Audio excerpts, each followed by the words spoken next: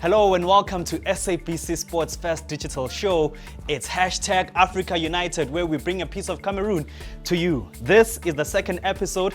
I'm Bongani Dlamini, and alongside me is the beautiful Snazzy. Hi everyone, welcome to our second episode right here on Africa United. I am Usnetemba Wagambata. Well, there's a lot that has happened. The competition only started like on Sunday, but a lot has happened, sending a huge uproar across the world, from the officiating to the physicality of the games. But of course, the show is not only about football. As Bongani said, it's about bringing a piece of Cameroon to your homes, learning to know about Cameroon, their culture, their way of doing things, their languages from French to English. And you did say that by the end of the show, maybe you can hear me dropping some French. We'll see as the show goes on. Bongs, what do we have today? Well, today I can tell you, as we've already mentioned it, that we are bringing a piece of Cameroon to you. It's all about learning about Cameroon as a country, their population.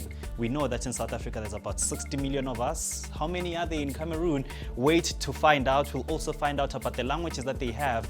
And apparently they have more than 250 languages. Can you imagine? That's messed up. They are really like Africa on their own. Imagine, we have what, 11 in South Africa? 11 and official. They have more than that. So, if you want to learn, then you might just want to stay tuned. Remember that you can be part of the conversation using the hashtag Africa United and AFCON 2021, as well as We Love It Here.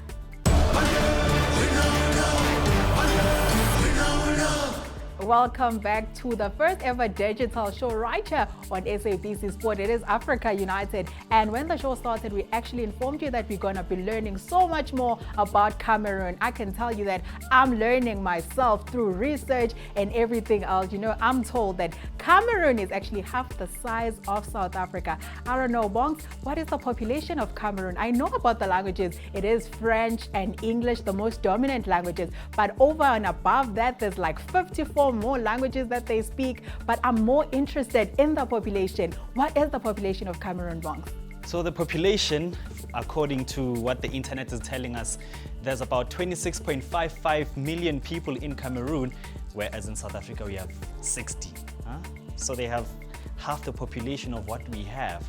It's still something that I can't believe. But in terms of the languages that you touched on, they have 2 official languages. Let's make that clear. They have 2 official languages, but they have more than 250 national languages. That's insane. And I think those languages are taken from different parts of Africa, from Nigeria to Congo. So let's say I want to move to Cameroon. What language do I have to know, Bongs? It's French and English. And those are the 2 official languages that they speak. So if you know a bit of French, if you know English, then we can say you can survive in Cameroon. But I myself, the English, I'm fine. But as far as the French is concerned, bad.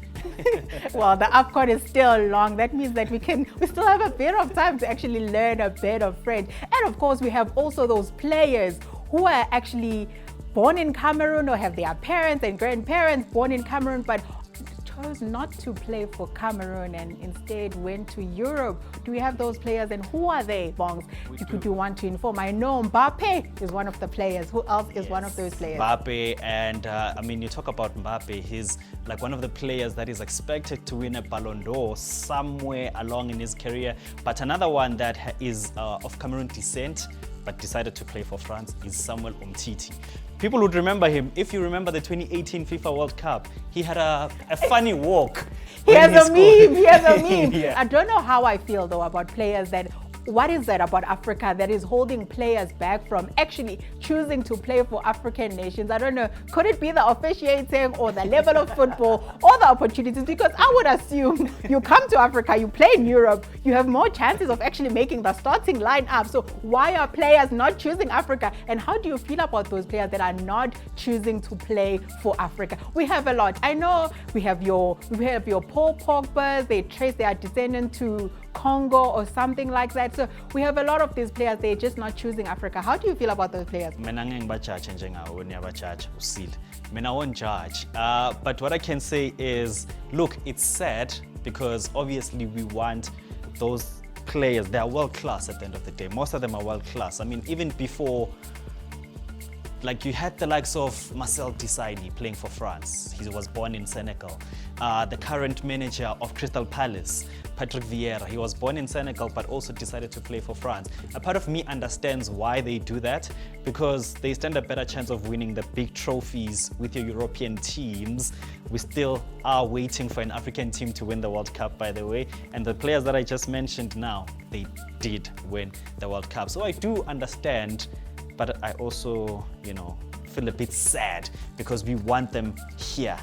Personally, I'm judging them, but however, you can tell us, how do you feel about players that have opted not to play for their original African teams and have chosen to play for teams in Europe? There are a lot of them. You can remind us of some of the ones that we've forgotten, and let's talk all about them. Let's engage. This is your show. It's not only our show. So remember that to engage, you can use hashtag Africa United or hashtag AFCON 2021. Send us your videos, as we did mention in the first episode, that you can send us your videos of you singing or doing whatever. It is Africa, after all. We are such a vibrant continent. So send us your videos, send us your tweets, your Instagram posts, your Facebook posts, and we are going to read them right here on the show. As the show continues, we're actually going to take a look at some of your tweets.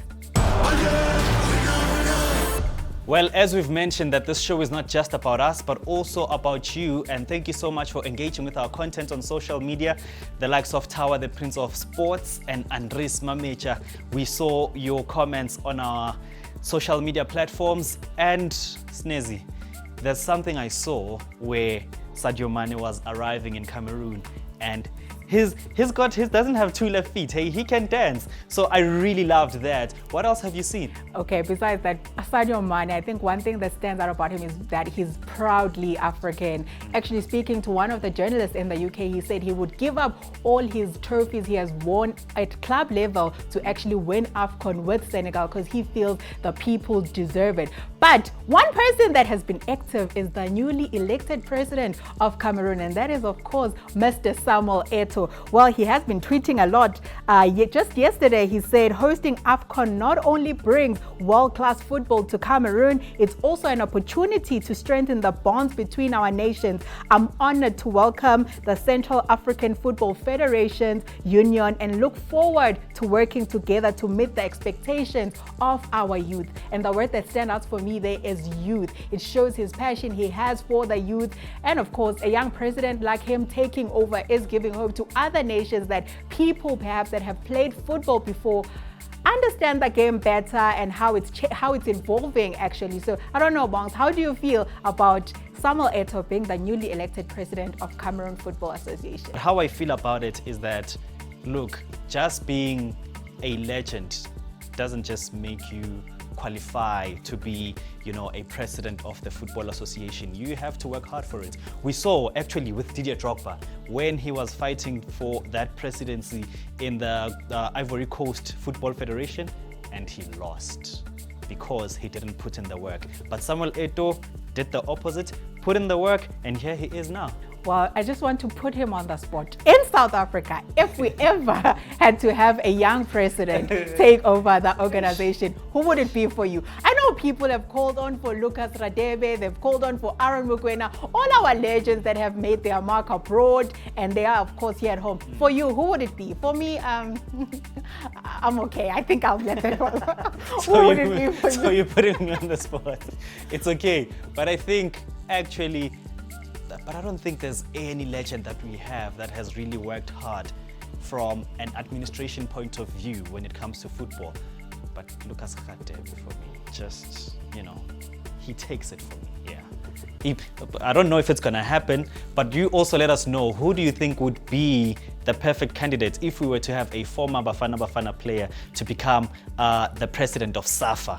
Mara, you're not fair. Now in jail, who would you? I think I'll wait for you guys to actually engage with us and give us your views on who would you prefer, if you had to choose any former Bafana player to be the president of the South African Football Association, who would it be? Thank you for joining us right here on Africa United, the first digital show brought to you by SABC Sport. Remember that you can catch all the AFCON action on SABC Sport channel, on DTT channel 4, OpenView 124, 4 and also available on Telkom 1. I am Sinethemba Mbata, and from myself and Bongani Tlamini, it is goodbye, right? It is goodbye, but don't forget to follow us on our social media platforms where you can get live updates for all the matches and also how you can access all the platforms that she mentioned.